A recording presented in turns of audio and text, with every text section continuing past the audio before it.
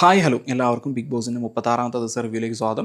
ഇന്ന് ശരിക്കും പറഞ്ഞിട്ടുണ്ടെങ്കിൽ രാവിലത്തെ ആ ഒരു ചായ പ്രശ്നം ഒഴികെ വലിയ പ്രശ്നങ്ങളൊന്നും ഇന്ന് നടന്നിട്ടില്ല. പിന്നെ മെയിൻലി നടന്നത് നോമിനേഷനും ക്യാപ്റ്റൻസി ടാസ്ക്കുമാണ്. നോമിനേഷനിലേക്ക് വന്നവരെന്ന് പറയുന്നത് നമ്മുടെ സാബുമോൻ, പ്രവീൺ, മസ്താനി, ലക്ഷ്മി. ഇവർ ആ കഥ തുടരുമ്പോൾ എന്ന ടാസ്കിൻ്റെ അന്ന് ഡയറക്റ്റ് നോമിനേറ്റ് ആയതാണ്. പിന്നെ ഇന്ന് വന്നത് ആര്യനാണ്. അത് നൂറ ഡയറക്റ്റ് നോമിനേറ്റ് ചെയ്തതാണ് നൂറേൻ്റെ പവർ വെച്ചിട്ട്. ബാക്കി ഇന്ന് നമ്മുടെ എവിക്ഷൻ പ്രക്രിയയിലൂടെ വന്നവർ എന്ന് പറയുന്നത് ബിന്നി, രന ഫാത്തിമ, ആദില, അഭിലാഷ്, അനുമോൾ, അനീഷ്, നെവിൻ, അക്ബർ എന്നിവരാണ്. അക്ബർ ശരിക്കും പറഞ്ഞാൽ ലാസ്റ്റ് നിമിഷമാണ് വരുന്നത്. നെവിനാണ് അത് അവസാനം പിന്നെ ജാടി കയറി പറയുന്നത്. വേറൊരാളായിരുന്നു പറഞ്ഞത്. അത് ഓൾറെഡി നോമിനേറ്റ് ആയതുകൊണ്ട് അക്ബറിൻ്റെ വരികയായിരുന്നു. അങ്ങനെ അക്ബർ നോമിനേഷനിലേക്ക് വന്നു. പിന്നെ നടന്നത് ക്യാപ്റ്റൻസി ടാസ്ക് ആയിരുന്നു. ഇഞ്ചോടിഞ്ച് പോരാട്ടമായിരുന്നു നമ്മുടെ അഭിലാഷും ഒനിയിലും ജിസയിലും തമ്മിൽ.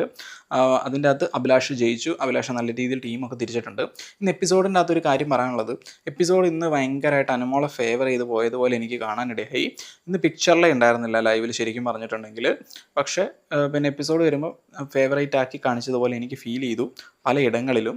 ഇനി നമുക്ക് ടോപ്പ് 5ലേക്ക് വരാൻ ചാൻസ് ഉള്ളവരെ, അതായത് ഇത്രയും 36ാമത്തെ ദിവസം ഇൻക്ലൂഡിങ് 36ാമത്തെ ദിവസം വെച്ചിട്ട് ടോപ്പ് 5ലേക്ക് എത്താൻ ചാൻസ് ഉള്ളവരെ നമുക്കൊന്ന് ജഡ്ജ് ചെയ്യാം. ആദ്യത്തെ ഞാൻ പറയുന്നത് എൻ്റെ ഫേവറേറ്റ് കണ്ടസ്റ്റൻ്റായ അക്ബറാണ്. അക്ബർ ടാസ്കിലായിക്കോട്ടെ, പിന്നെ കൗണ്ടർ അടിക്കുന്ന കാര്യങ്ങളിലായിക്കോട്ടെ, എവിടെയൊക്കെ എക്സ്പ്രസ് ചെയ്യേണ്ട കാര്യങ്ങളായിക്കോട്ടെ എല്ലാം എക്സ്പ്രസ് ചെയ്യുന്നുണ്ട്. അതുകൊണ്ട് ആദ്യം അക്ബർ. പിന്നെ രണ്ടാമത്തത് അനുമോളാണ്. എൻ്റെ ഒട്ടും ഫേവറേറ്റ് അല്ല, പക്ഷേ ഫേവറേറ്റ് ആവാനുള്ള ബാക്കിയുള്ളവർക്ക് ഫേവറേറ്റ് ആണ് എന്ന് തോന്നിയിട്ടുണ്ട്. ആ ഫേക്കിസം ആരും മനസ്സിലാക്കാത്തതുകൊണ്ടാണ് ഫേവറേറ്റ് ആവുന്നതും. പിന്നെ അത്യാവശ്യം നല്ല പിയർ വർക്ക് ഉണ്ട് എന്ന് എനിക്ക് തോന്നുന്നു. ഒരു ഗെയിമും കളിക്കില്ല, പരദൂഷണമാണ്, കൂടെ നിൽക്കുന്നവരെ വഞ്ചിക്കലാണ്. ഇതൊക്കെയാണ് അനുമോളുടെ ഗെയിം എന്ന് പറയുന്നത്. മൂന്നാമത്തെ ആൾ അനീഷാണ്. ശരിക്കും പറഞ്ഞാൽ അദ്ദേഹത്തിൻ്റെ ഗെയിം എന്ന് പറഞ്ഞിട്ടുണ്ടെങ്കിൽ ആൾക്കാരിൽ നിന്ന് വിട്ടു നിൽക്കുന്നത് മാത്രമാണ് അദ്ദേഹത്തിൻ്റെ ഗെയിം. അല്ലാത്ത പക്ഷം അതും ബാക്കിയുള്ളതെല്ലാം പുള്ളിയുടെ ക്യാരക്ടറാണ്.